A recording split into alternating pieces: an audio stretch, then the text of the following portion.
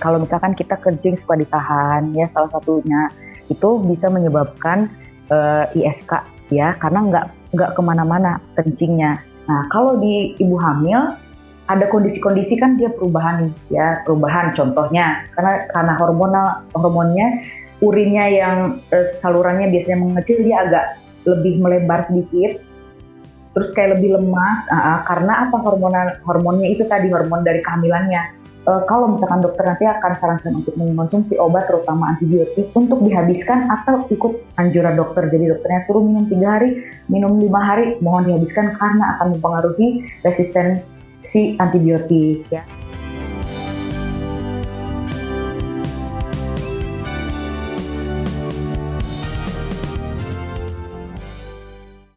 Infeksi saluran kemih atau ISK biasanya terjadi pada banyak orang, dan kasusnya sendiri di Indonesia sudah mencapai hingga 2 juta kasus per tahunnya.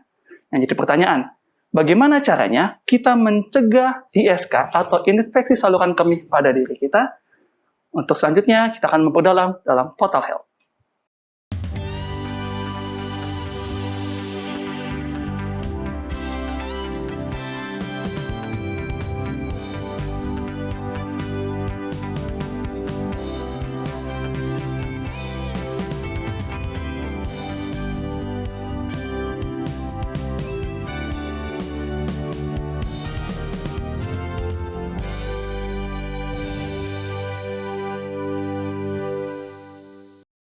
Kembali lagi bersama kami di Total Health, hidup sehat pilihan Anda. Nah, kali ini saya nggak sendirian di studio.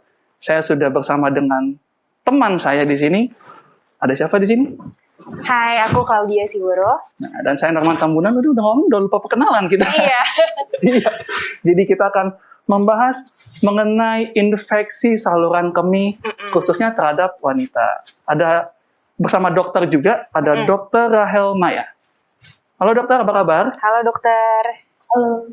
Kabarnya gimana dok? Sehat ya dok ya hari ini? Sehat, puji Tuhan. Oke. Sehat. Nah, tadi seperti yang udah kita omongin di awal nih dok, kan ini kita membahas mengenai infeksi saluran kemih, terlebih khusus pada wanita. Tapi sebelum masuk ke sana, aku mau tanya dok, ini ada perbedaan nggak antara infeksi saluran kemih wanita dan pria? Apa mungkin entah cirinya berbeda atau sama aja atau gimana dok? Ya betul. Jadi memang topik kali ini dikhususkan kepada wanita karena nanti akan ada sih penjelasannya bahwa lebih sering memang terjadi pada wanita. Kalau misalkan kita bahas untuk kepada pria atau misalkan ke laki-laki, infeksi saluran kemih itu bisa juga sih terjadi. Namun itu harus ada topik yang lebih khusus lagi. Jadi ada kondisi-kondisi tertentu yang mempengaruhi dan beda dia nanti untuk kayak terapinya ataupun komplikasinya ya dari penyakitnya itu sendiri, bahkan nanti kayak pencegahannya pun nanti ada berbeda. Cuman karena salah satu topik yang harus lebih sering disampaikan karena kan wanita lebih banyak jumlahnya satu di negara ataupun di dunia ya, lalu juga lebih sering terjadi itu yang tadi, kenapanya nanti akan dijelaskan lagi lebih lanjut di acara kita. Oke, nah dok, kalau misalnya kita ulas dari awal ya dok, sebenarnya infeksi saluran kemih itu seperti apa sih definisinya? Maksudnya itu tuh kondisi di mana seseorang mengalami apa sih dok? Ya, baik. Jadi infeksi saluran kemih itu adalah invasi, ya definisinya invasi dan multiplikasi mikroorganisme pada saluran kemih. Nah, saluran kemih ini ada panjang, maksudnya dari kita urai dari atas ya, ada ginjal, ureter, kandung kemih ya, tempat kencingnya itu sendiri, dan ureter, saluran yang untuk mengeluarkan kencingnya. Nah, organisme apa yang paling sering? Ada bakteri, ada non-bakteri, tapi khusus pada wanita ya, infeksi saluran kencing pada wanita ataupun infeksi saluran kemih nih pada siapapun, yang paling sering itu memang bakteri ya. Nah, nanti akan dilihat apa saja sih bakteri-bakteri yang biasanya menyebabkan, dari mana asalnya gitu. Jadi memang lebih rentan juga kali dok ya kalau terhadap wanita dok ya. Ya. Apakah memang betul. Dipengaruhi karena perbedaan struktur antara pria dan wanita atau?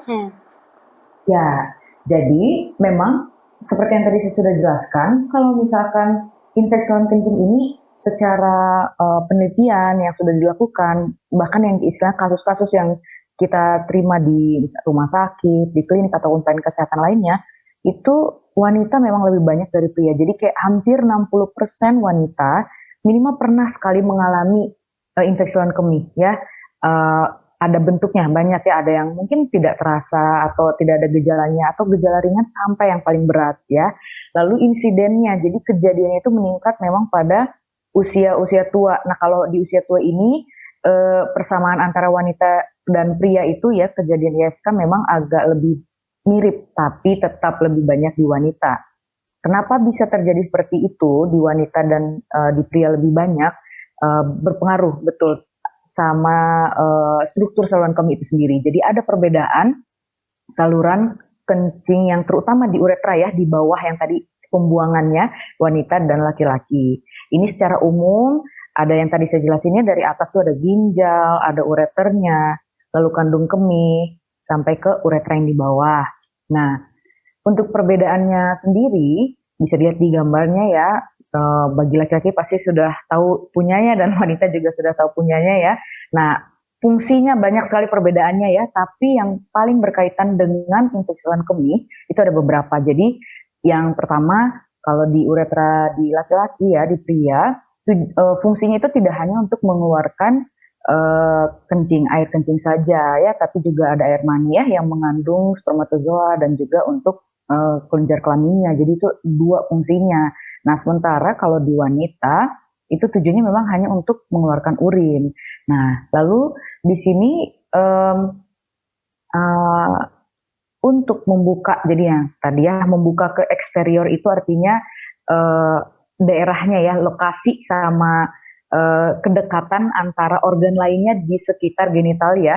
Nah, kalau uretra di pria itu membuka ada ujung namanya ujung parnis melalui urinogenital. Jadi dia memang hanya sendiri, dia kayak bebas, nggak ada dekat dengan kalau di wanita sampingnya adalah dekat dengan vagina, ya dekat dengan vagina, lokasinya itu dekat dengan vagina, dekat juga dengan anus ya atau lubang pepas gitu. Lalu panjangnya di pria ukurannya ya sesuai dengan panjang si uretra tadi, bisa ada yang 15 sampai 20 cm ya.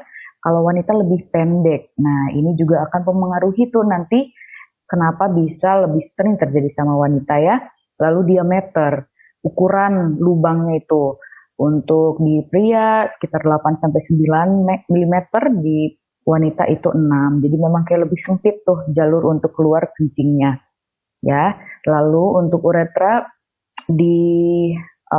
maaf ini terbalik ya, kalau untuk di pria itu lebih melengkung, jadi tidak langsung ke atas karena memang mengikuti bentuk dari penisnya pria ya. Kalau wanita itu lurus, jadi langsung dia ke bawah dari kandung kemih ya, seperti itu. Ya. Bedaannya Kak. Lumayan banyak. Terus kalau misalnya kuman penyebab ISK tuh ada juga ya dok ya. Jadi selain karena penyebab-penyebab yang tadi udah dijelasin, berarti kan ada kumannya nih yang menyebabkan ISK. Boleh nih dok di-sharing. Betul.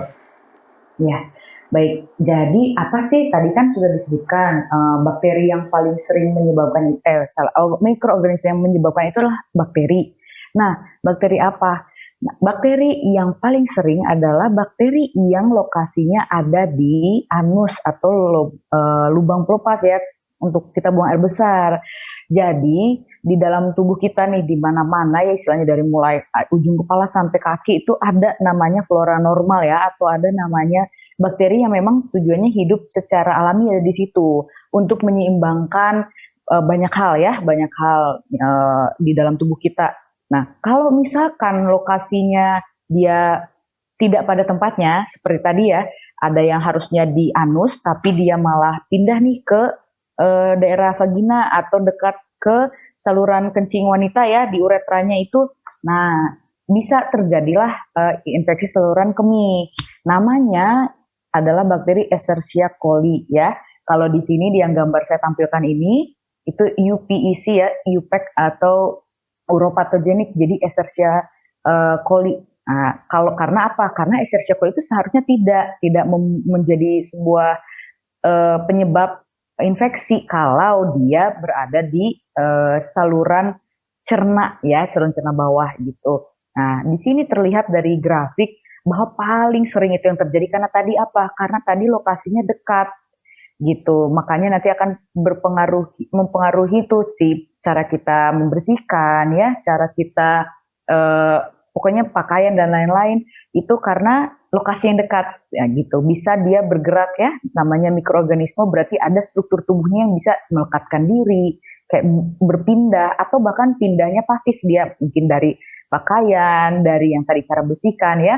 Jadi sekitar 75% penyebabnya adalah tadi Escherichia coli. Lalu di data ini ada banyak lagi yang lain ya, ada yang ini semua bakteri itu sampai yang di paling bawah ada namanya Candida, itu yang tadi yang salah satu non bakteri yang paling sering juga nih di wanita, yaitu salah satu jenis jamur ya. Kalau yang lain-lainnya itu adalah bakteri, banyak tempat-tempatnya dia. Nah ini yang dari dua grafik ini nanti ada klasifikasinya, ada penjelasannya. Kenapa sih ada yang apa itu uncomplicated UTI ya, atau ISK atau infeksi saluran kemih yang tidak komplikasi, komplikata ya, atau yang komplikata. Nah, tapi sama ternyata apapun kondisi ISK-nya tetap yang paling sering itu adalah Escherichia coli itu ya. Nanti juga untuk faktor-faktor risiko akan lebih dijelaskan, tapi bisa dilihat juga yang tadi itu sudah selalu data menunjukkan bahwa di wanita lebih sering usia. Nah, kadang-kadang ada yang di usia muda berkaitan dengan strukturnya ya, tapi itu kita tidak bahas karena memang dia tidak memegang peran banyak. Jadi ada kejadiannya, tapi tidak sebanyak wanita di usia-usia reproduktif atau bahkan usia yang lebih tua lagi. Ya, kalau yang komplikasi nanti sudah berkaitan, namanya juga komplikasi tuh sudah berkaitan dengan yang lebih berat atau efeknya lebih berat ya, jadi penggunaan kateter, obat-obatan dan lain sebagainya begitu. Wah ini jadi lebih menarik loh ya, betul. lebih menarik, dan ini kan nggak cuma untuk wanita tapi juga pria juga harus ngerti nih, betul. Apalagi sebagai calon-calon bapak rumah tangga, ya sebagai calon bapak gitu kan yang mau punya istri nantinya, ini akan jadi suatu hal yang harus diperhatikan. Ini memberitahu bahwa wanita tuh lebih rentan daripada pria. Nah, pembahasan kita semakin menarik. Kita akan masuk ke segmen berikutnya, tapi jangan kemana-mana, tetap di Total Health.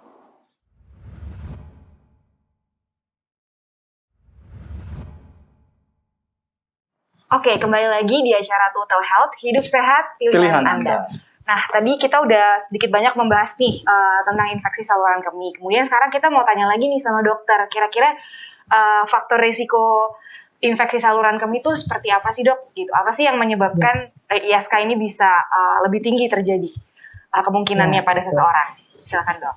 Iya, baik. Jadi tadi ya ini penting sekali kita tahu karena faktor risiko ini berkaitan sekali nanti dengan pencegahan-pencegahan yang kita bisa lakukan. Ya, jadi ini dibagi menjadi 3. Ini adalah dari gabungannya dari beberapa penelitian, juga buku-buku yang sudah ada ya. Ada 3 hal yang mudah untuk menjadi pembagian faktor risiko terjadinya infeksi saluran kemih.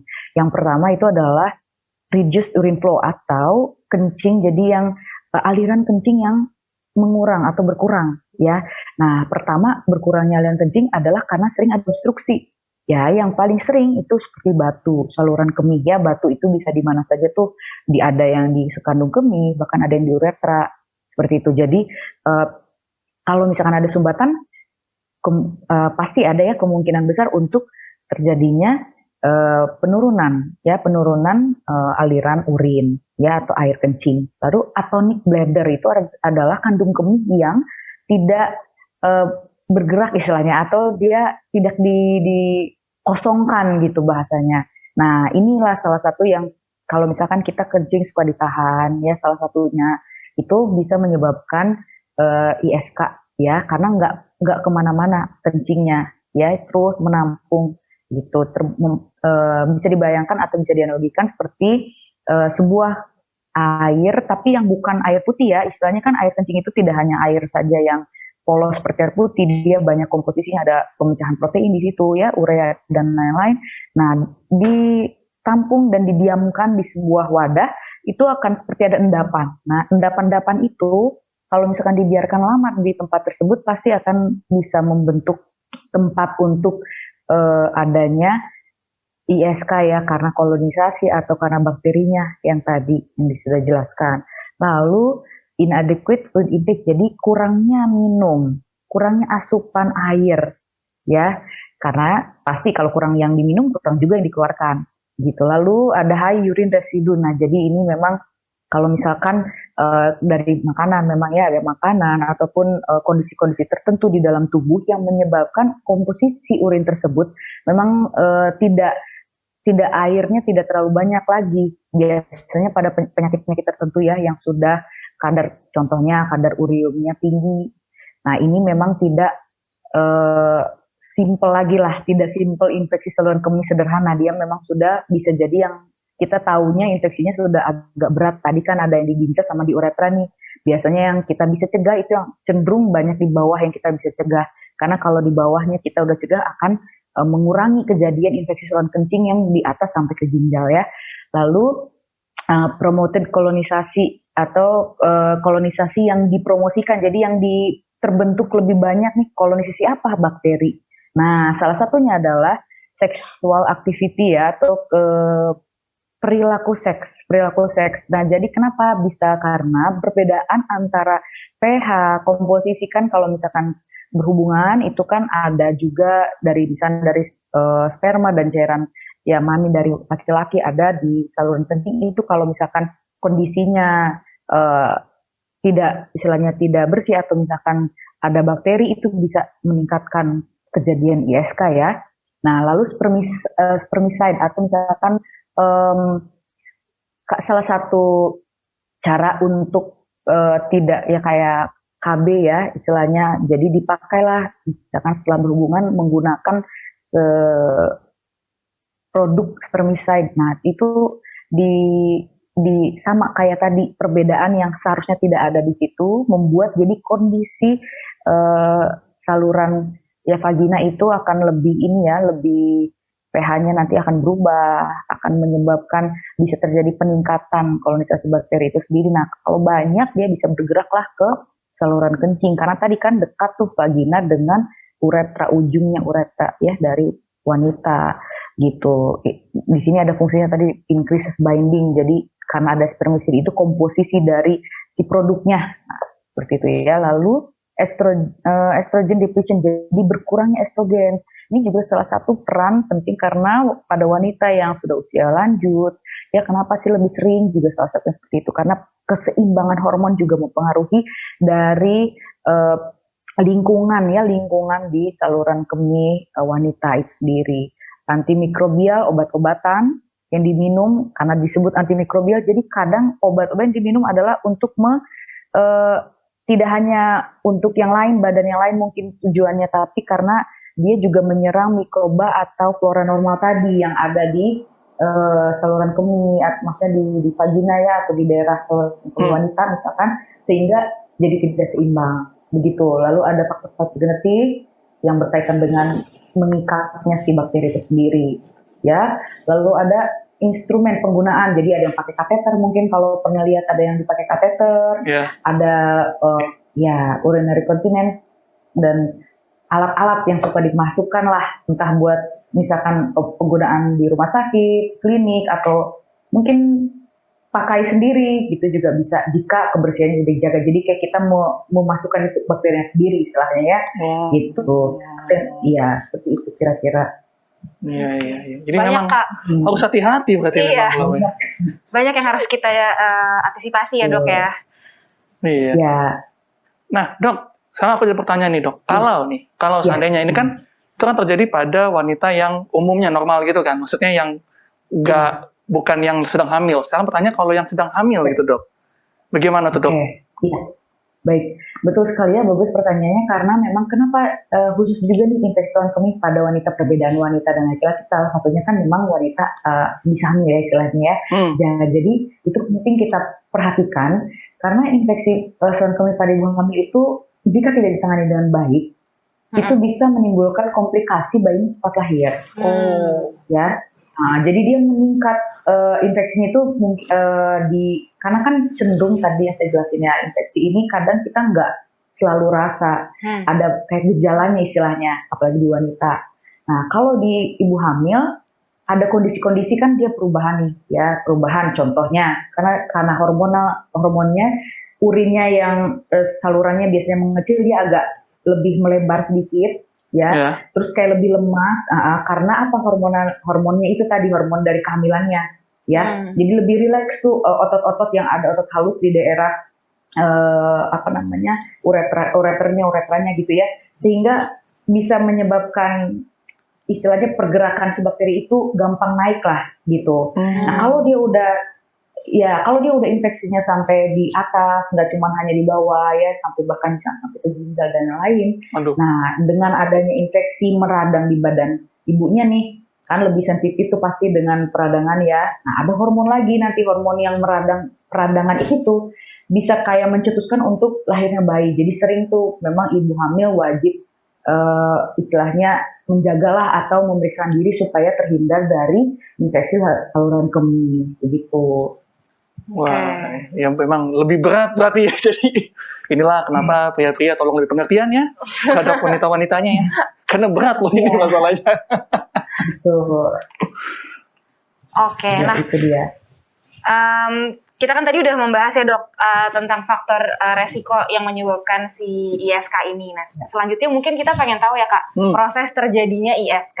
Coba boleh nggak dok di sneak peek sedikit nih sebelum nanti kita bahas lebih lanjut lagi dan detail di segmen selanjutnya. Gimana dok terjadinya ISK? Ya, baik. Jadi proses terjadi ISK seperti yang tadi saya jelaskan ya, ada beberapa faktor nih, ada faktor agen, faktor pejamu sama lingkungan ya bahasanya. Jadi kayak agent, host sama environment-nya ya. Nah kalau misalkan dari nanti akan ada penjelasannya ini seperti yang saya sudah. Jadi itu bisa dilihat dari gambar kalau kelihatan ya. Ini yang warna hijau kecil itu kita yang tadi uropathogen bakteri. Jadi dia bergerak. Dia bisa ada bakteri itu punya komposisi kayak bisa nempel, yang tadi saya bilang nempel, mengikatkan diri dengan struktur-struktur jaringan di dalam saluran kemih kita. Nah kalau dia bergerak, dia bermultiplikasi naik, makanya ada namanya jalur ascendant, ya. Ada juga sih memang kondisi tertentu yang namanya hematogen. Kalau hematogen itu bakterinya bukan dari bawah biasanya ya dari atas dia. Jadi artinya kondisi infeksi bakteri yang berat itu memang pada penyakit-penyakit tertentu sih, ya. Nah, baru pejamu kita sendiri berhubungan tadi yang anatomi, alirannya yang stasis ya, dan lain-lain ya, faktor risiko yang kita lakukan sebagai host atau sebagai yang memiliki organ saluran kemih itu, baru lingkungan dari tadi kebersihan ya, keseimbangan flora yang saya sudah jelaskan, begitu kira-kira. Oke, kita akan lanjutkan lagi dok karena sudah dipanggil untuk break sejenak. Jangan kemana-mana, tetap di Total Health.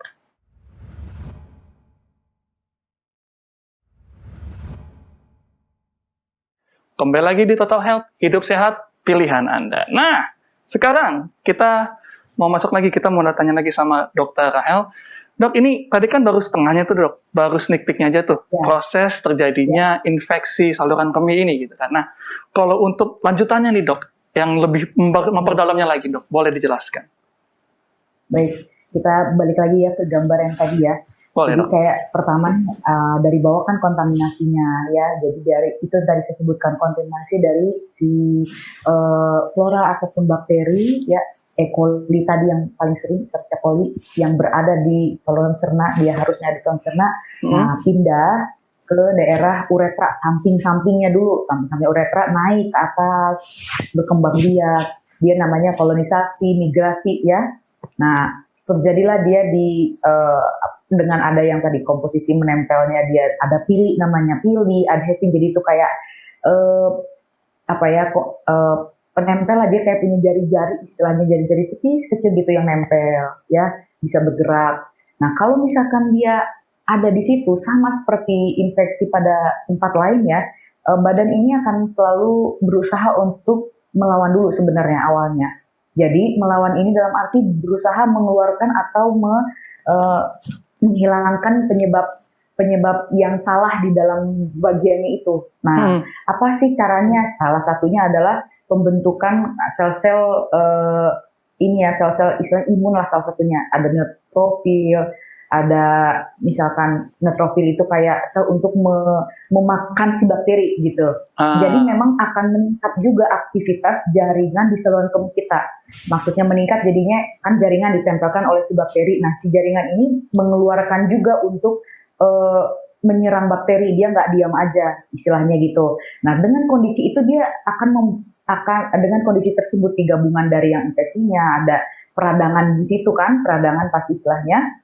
Itu yang akan nanti memunculkan kenapa sih bisa ada gejala-gejala, ya ada gejala di orang yang infeksi kencing gitu. Nanti akan dijelaskan lagi sih, ada penjelasan lebih lanjut lagi kok dia ada gejala ke sini, ada misalnya gejala yang sakitnya di bawah atau di kencingnya muncul seperti itu. Ya. Oke. Jadi dia naik, bisa naik ke atas, bisa ke ureter lagi yang tadi ya, jalan atau ke ginjal mungkin, itu yang lebih berat lagi nanti ada gejala-gejala begitu. Oke, nah terus dok, infeksi saluran kemih ini katanya ada beberapa klasifikasi nih, Kak. Ada jenis-jenis ya? Iya, berdasarkan lokasi ya dok ya. Ada ISK atas, ada ISK bawah katanya. Boleh nih dok, gimana nih detail penjelasannya? Ya. Baik.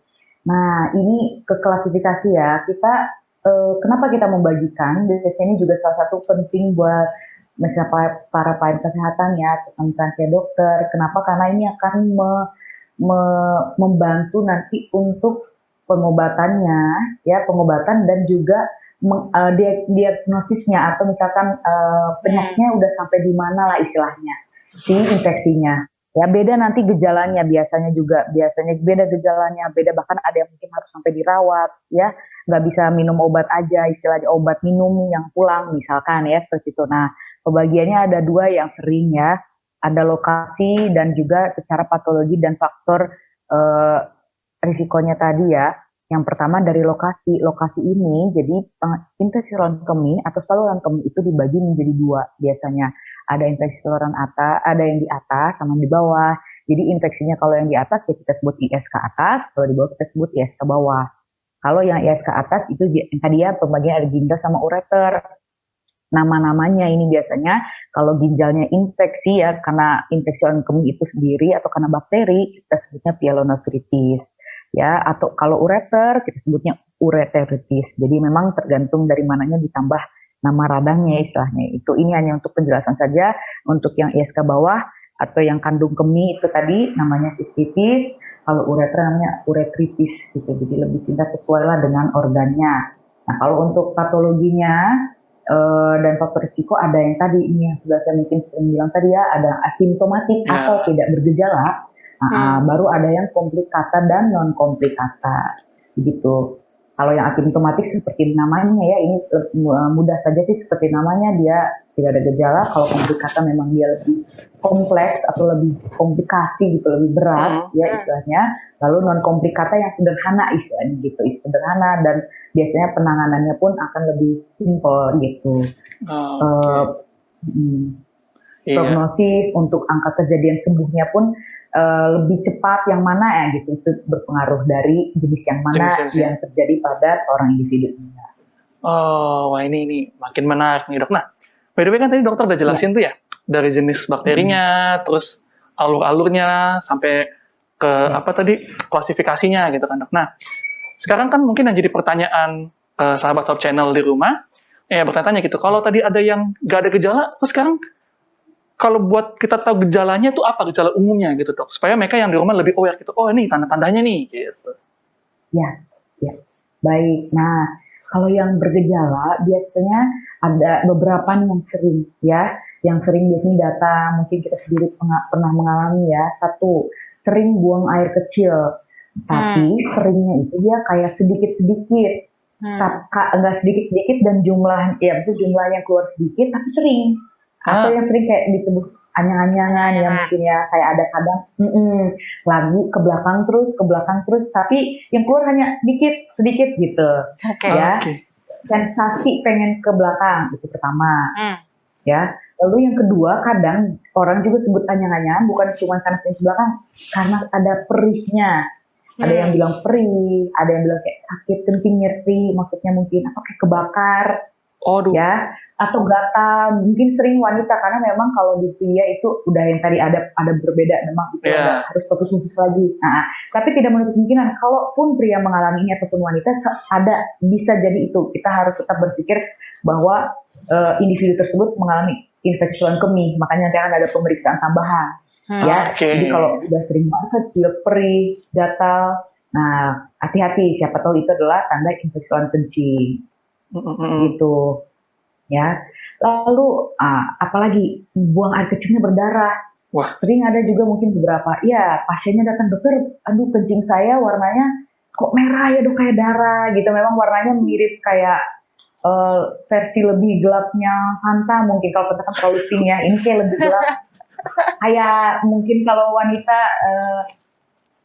kalau kayak menstruasi kecampur sama air kencing kan kayak ada darah, nah seperti itu ya. Jadi tapi ini dia lagi nggak menstruasi biasanya.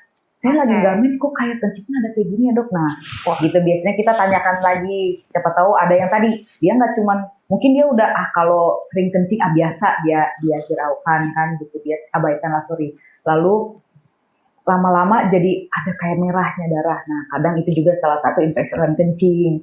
Memang nanti dipengaruhi lagi nih, kok bisa sih berdarah itu karena di daerahnya ya, lokasinya tadi ya. Apakah di bawah, di atas. Memang bisa sih di bawah pun juga bisa kalau ada istilahnya iritasinya terlalu besar ya, dimanapun lah lokasinya itu akan mengeluarkan darah, makanya di kencingnya ada darah. Lalu juga sering kencingnya baunya kayak menyengat, beda, tapi biasanya dia tidak berdiri sendiri ya, karena kadang memang kencing yang berbau itu pengaruhi juga tuh sama makanan ataupun apa yang kita konsumsi kan. Tapi biasanya jadi sering harus kita gabungkan dengan tanda atau gejala-gejala lain ya. Jadi kita lihat lagi siapa tahu dia baunya nggak enak dok, tapi ada juga sih memang saya kayak anyang-anyangan gitu biasanya ya. Lalu nyeri-nyeri perut di bagian bawah, suprapubik biasanya. Jadi kalau di tulang kemaluan tuh daerah-daerah atasnya biasanya. Ya memang ada sih yang nyerinya hebat sampai kayak mual tuh, yang tadinya keluhan tuh dapat disering mual sampai ke atas, itu artinya udah gejala agak lebih berat. Ada yang sampai demam. Ya itu di sini saya jelaskan yang mungkin belum tertulis, ada yang sampai mual, sampai muntah, nyeri pinggang. Ya, kadang juga infeksi saluran kencing ini tidak berdiri sendiri memang. Jadi dia dengan penyakit-penyakit penyerta lain atau penyakit yang mendahuluinya, sehingga gejalanya itu tumpang tindih. Makin berat gitu dok ya? Betul. Nah makanya memang kita pantau lah di mana ini, apakah sederhana saja atau mungkin sudah ada yang lain ya begitu. Untuk penanganannya ya, biasanya untuk obat yang diberikan kepada pasien. Seperti itu kira-kira untuk gejala dan tandanya. Ya, ini nih harus jadi perhatian nih, makanya kepada para wanita juga benar-benar diperhatikan nih. Siapa tahu karena mungkin dikiranya normal kok nih, pipis dikit-dikit ke belakang, ternyata ada sesuatu di sana gitu. Nah, kita akan masuk ke segmen selanjutnya. Kita akan bahas mengenai bagaimana pengobatannya dan pemeriksaan apa yang dapat dilakukan serta pencegahannya. Tapi sebelumnya jangan kemana-mana, kita akan kembali setelah satu ini tetap di Total Health.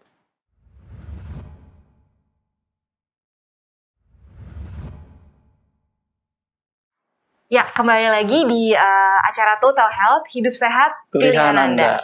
Nah, tadi kita udah sempat banyak bahas banyak hal ya sama dokter. Nah, sekarang kita mau lanjut nih dok ke bagian yang cukup penting nih, yaitu pemeriksaan yang dilakukan terkait ISK itu apa aja sih? Dan pengobatannya seperti apa sih dok yang harus ditempuh oleh seseorang yang mengidap ISK?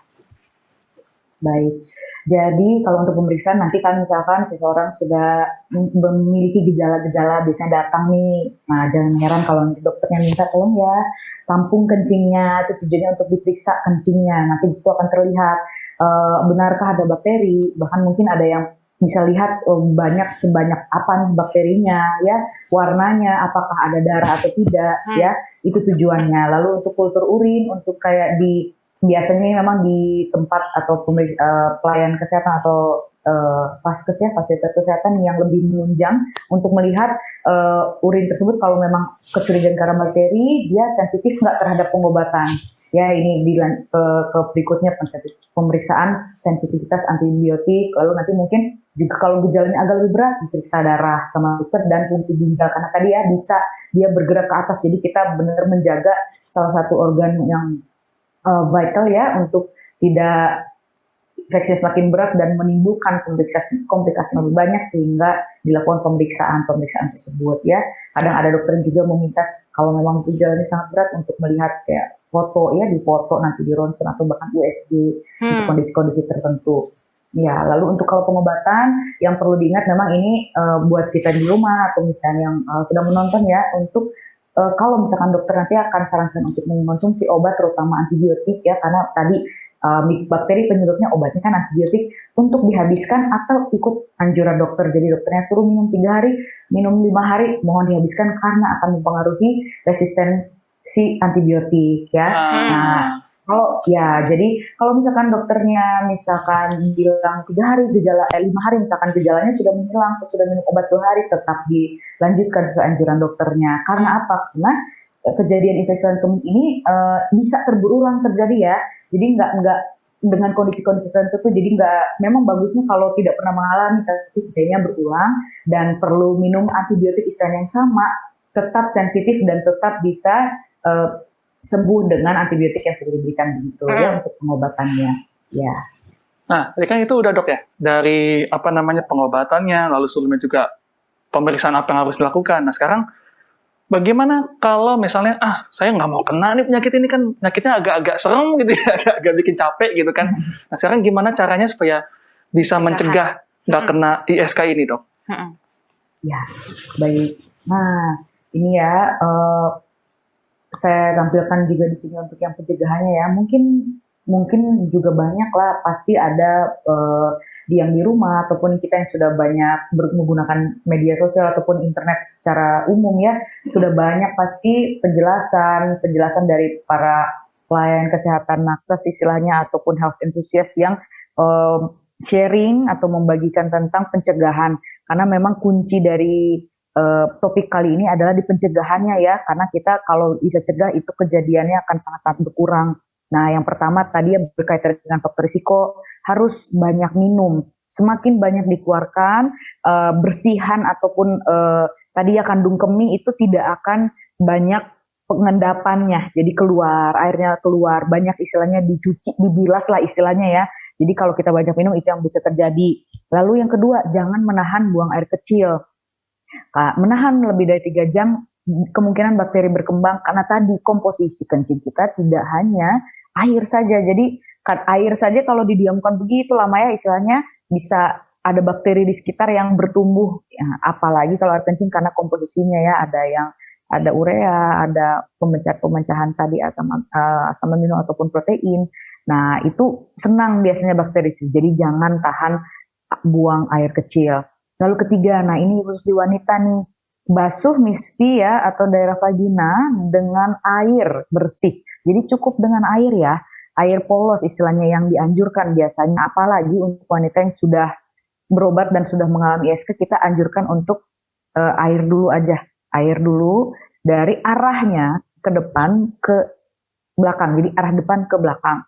Jangan terbalik gitu. Karena apa? Karena tadi lokasi penyebabnya bakteri dari lubang lepas ya atau dari anus. Jadi kalau kita bergerak nggak sengaja istilahnya kan itu ada di situ tuh, bergerak tertarik ke depan sehingga bisa menimbulkan ISK ya.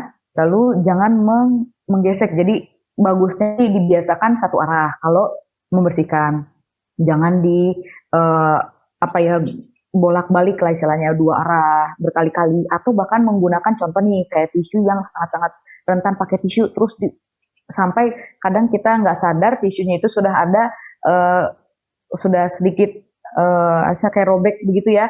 Nah terus yang kecil-kecilnya nggak tahu apakah masih ada tersisa di situ atau di mana, itu juga bisa jadi salah satu sumber bakterinya berkembang. Kalau banyak bakterinya bisa menyebabkan ISK kan nanti akan mengenai daerah uretra itu ya.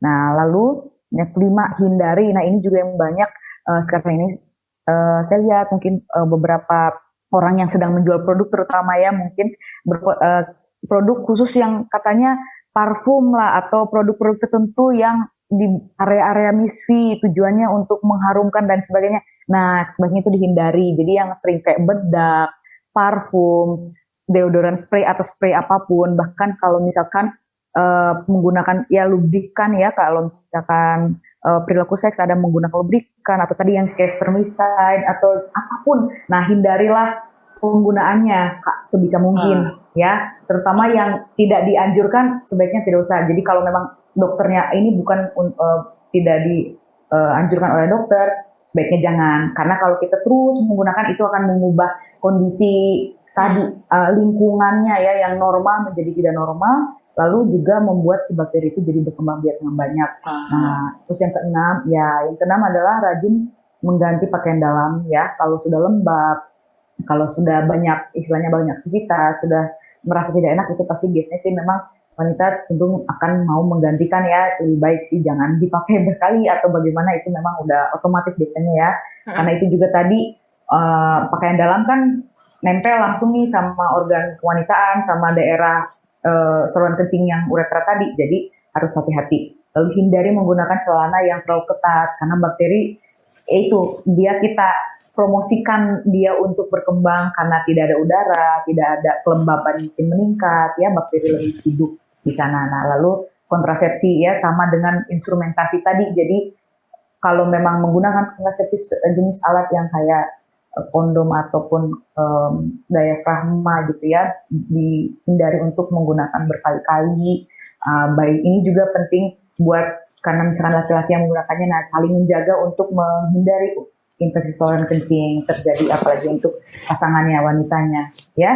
Nah, buanglah air kecil ini sebelum dan sesudah berhubungan intim ya. Ini memang kalau misalkan dibiarkan, karena tadi saya jelaskan kondisi tertentu, kalau spermanya dibiarkan di situ terlalu lama atau istilahnya, supaya tidak terjadi perubahan kayak pH, perubahan lingkungan sekali lagi ya di daerah kewanitaan yang menyebabkan infeksinya di situ dulu awalnya, lama-lama ke saluran kencing. Nah, makanya sebaiknya kita buanglah air kecil atau kayak basuh diri setelah berhubungan intim ya. Itu kalau biasanya yang sudah punya pasangan atau sudah menikah pasti akan lebih paham maksudnya seperti apa ya. Jadi biar tidak terjadi infeksi saluran kencing di wanitanya ya. Lalu pastikan berhubungan intim dengan kondisi tubuh yang bersih. Ini ya, saling menjaga dalam arti kalau misalkan yang prianya tidak bersih ya, dia juga bisa mempromosikan, karena kan kulit dari penisnya pria itu kan sama seperti kulit pada umumnya, juga ada flora normal di situ. Kalau misalkan ternyata tidak bersih, ya bisa mempromosikan terjadinya kolonisasi bakteri. Sekali lagi dia juga akan meningkatkan risiko terjadinya infeksi saluran kencing pada wanita. Oke. Nah, ini nih menarik lah ya, ternyata banyak nih Kak yang harus kita lakukan. Banyak sekali PR-nya juga harus diperhatikan gitu kan. Nah, selanjutnya kita ada beberapa pertanyaan singkat nih Dok. Apakah statement ini mitos atau statement ini fakta? Mungkin aku pilih satu, Kakak pilih satu ya. Boleh. Karena waktu kita juga udah terbatas. Nah, yang pertama nih Dok, mitos atau fakta menahan buang air kecil dapat menyebabkan ISK. Tadi udah dijawab ya Dok. Berarti itu fakta ya Dok ya? Iya, betul. Fakta. Terus fakta yang mana lagi nih Kak? Tahan, ya. Oh ya, yang mana lagi nih yang Kakak mau? Oke, selanjutnya kalau dari aku ada yang masuk, mitos atau fakta? Wanita yang telah menopause berisiko terkena ISK. Nah, ini saya ngerti nih dok, dokter yang bisa jelaskan. Nah. Baik, itu maksudnya artinya pada wanita yang usia lebih lanjut ya. Sudah tidak haid lagi kan, apakah dia lebih berisiko daripada wanita pada umumnya. Nah, kalau seperti penjelasan tadi memang bisa ya, lagi-lagi juga dengan perubahan yang banyak terjadi pada wanita, biasanya memang sering tuh terjadi pada orang yang sudah menopause. Jadi itu bisa itu ke arah fakta. Ya. Kita lanjut lagi nih dok, kalau mitos atau fakta ISK dapat menyebabkan kemandulan. Gimana nih dok? Nah, kalau itu kita khusus nih pada wanita ya, karena kalau pada pria itu beda lagi nanti ya penjelasannya. Jadi kalau pada wanita itu adalah mitos, oke? Mitosnya dari sisi mitos terutama yang gejalanya masih yang di bawah, apalagi dia bagus pengobatan untuk infeksi yang dia alami ya. Kecuali yang kondisi yang infeksi sudah sangat berat sekali, yang dia memang bukan dijelaskan di sini, yang double infection atau bukan hanya infeksi saja yang dialami, itu sudah berbeda lagi ya. Tapi kalau yang kita bahas di sini, infeksi yang kita bisa cegah istilahnya itu mitos ya. Di wanita tidak langsung berkaitan infeksi saluran kencing untuk kemandulan ya atau ketidaksuburan. Oke. Ada lagi nih dok yang masuk nih. Mitos atau fakta? Perilaku hubungan intim yang ekstrim dapat menyebabkan ISK. Ini ekstrimnya segimana saya nggak tahu nih dok nih. Ekstrimnya. Bagus ya pertanyaannya, tapi seperti yang saya jelasin tadi, pencegahan. Kenapa? Karena memang perilaku seks yang ekstrim itu betul banyak versinya ya, dari individu pasien itu banyak versinya. Jadi yang tadi ada yang menggunakan produk misalkan atau alat, nah harus hati-hati. Atau bahkan ya artinya kebersihannya dijaga supaya tidak mempromosikan si bakterinya ini lebih banyak bertumbuh di daerah wanitaan ya. Nah, jadi kalau memungkinkan sih lebih alami lebih baik kalau memungkinkan. Maksudnya kalau bisa tapi kan namanya hubungan misalnya perilaku seks ini apalagi di pasangan yang sudah menikah, memang itu banyak ya, silahkan itu memang boleh dieksplor istilahnya, tapi tetap harus jaga kebersihannya ya. Dipastikan jangan membahayakan pasangan seperti itu.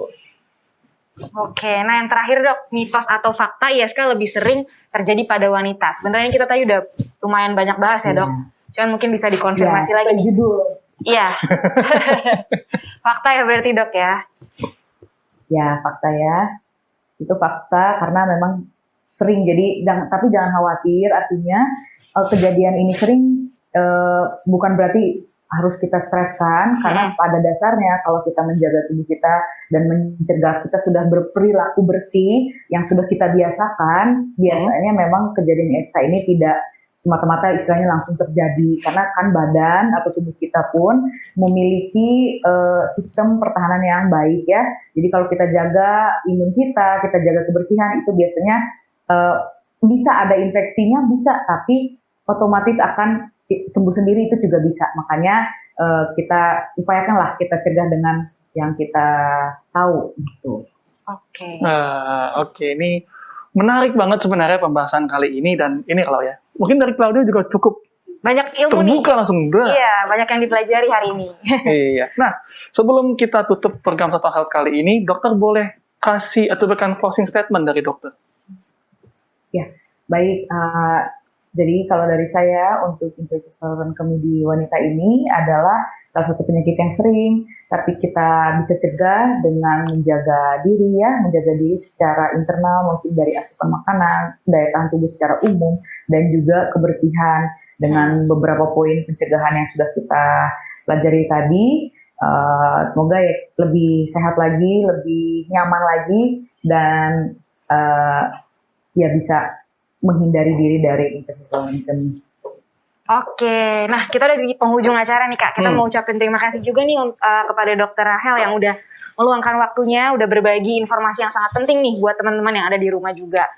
Pokoknya teman-teman stay safe ya, jaga kesehatan, dan juga jangan lupa saksikan Total Health lagi di kesempatan yang selanjutnya. Nah, kita pamit undur diri. Total Health, hidup sehat, pilihan Anda.